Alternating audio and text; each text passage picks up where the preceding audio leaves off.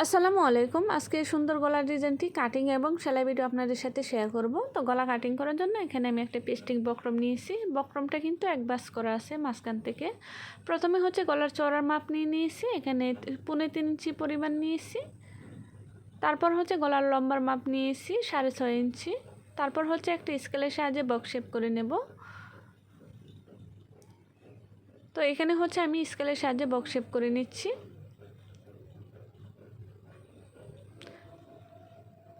তারপর হচ্ছে নিচ থেকে ধরে উপরে 2 ইঞ্চিতে একটা চিহ্ন করে নেব। তারপর হচ্ছে নিচে বন্ধ পাশ থেকে ধরে 1.5 ইঞ্চিতে একটা চিহ্ন করে নেব। তারপর হচ্ছে স্কেলের সাহায্যে এই দাগগুলোকে মিলিয়ে নেব।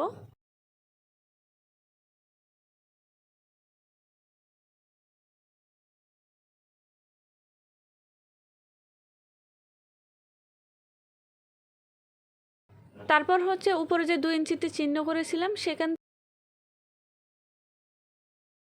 সেখান থেকে বন্ধ পাশ থেকে ধরে ভিতরে 1 ইঞ্চিতে একটা চিহ্ন করে নিয়েছি, আর নিচ থেকে ধরে উপরে 1 ইঞ্চিতে একটা চিহ্ন করে নিয়েছি।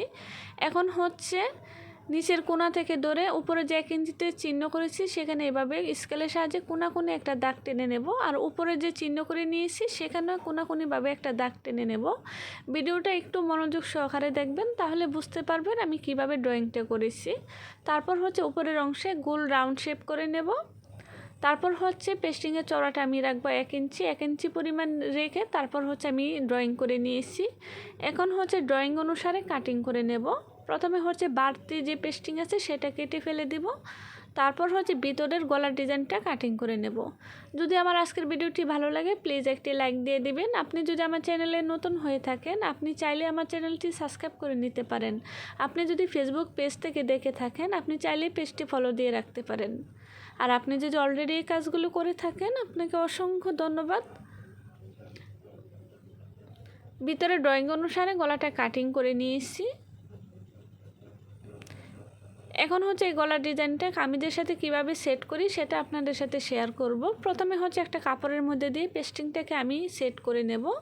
চাইলে এখানে আয়রন করেও আপনারা সেট করে নিতে পারেন, তো আমি এভাবে সেলাই করেই সেট করে নিই।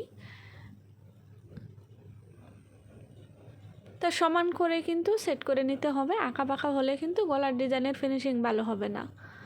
তারপর হচ্ছে এক্সট্রা যে বাড়তি সুতা কেটে নিয়েছি। এখন হচ্ছে 2 সুতা পরিমাণ কাপড় রেখে বাড়তি কাপড়গুলো কেটে ফেলে দিচ্ছি।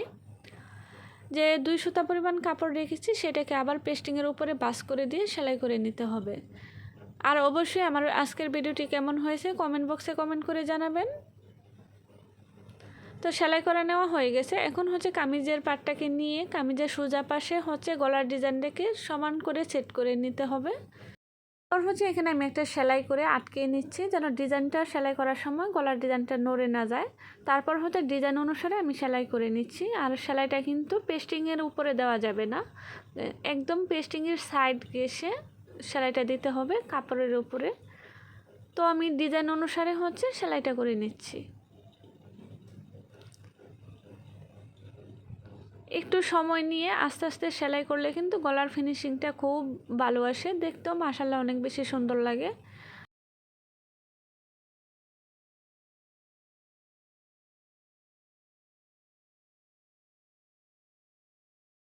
তো আমি গলার ডিজাইনটা হচ্ছে সেলাই করে নিয়েছি। এখন হচ্ছে ভিতরের অংশের 2 সুতা পরিমাণ কাপড় রেখে ভিতরে যে বাড়তি কাপড়টা সেটা কেটে নিতে হবে। আর অবশ্যই কাটিং দেওয়ার সময় একটু সাবধানে দিতে হবে যেন সেলাই কেটে না যায়। সেলাই কেটে গেলে কিন্তু গলার ডিজাইনটা নষ্ট হয়ে যাবে। তো একটু সাবধানে কাটিং করে নিচ্ছি।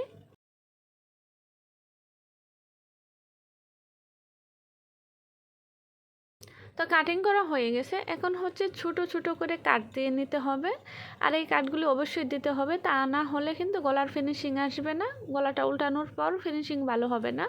এখন হচ্ছে গলাটাকে উল্টিয়ে নিচ্ছি। যে কোনার অংশগুলো আছে সেগুলো আমি কেচির আগা দিয়ে হচ্ছে কোনাগুলি উঠিয়ে নিচ্ছি। আর অবশ্যই সাবধানে দিতে হবে, তা না হলে কিন্তু খুব জোরে দিলে গলার ডিজাইনটা নষ্ট হয়ে যাবে, কেটে যাবে। তো কেচির আগে দিয়ে আমি কোনাগুলি বের করে নিচ্ছি, হাতে চাপ দিয়ে ফিনিশিং করে নেব।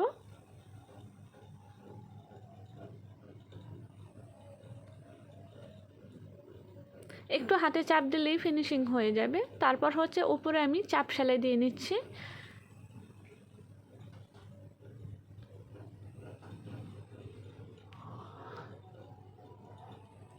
চাপ সেলাইটা দেওয়ার সময় একটু হাতে ফিনিশিং করে নিতে হবে যেন কামিজের কাপড়টা কুঁচকে না থাকে।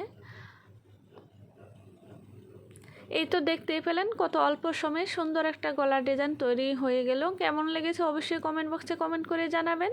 তো দেখা হবে পরবর্তী কোনো ভিডিওতে। সে পর্যন্ত সবাই ভালো থাকবেন। আল্লাহ হাফেজ। আসসালামু আলাইকুম।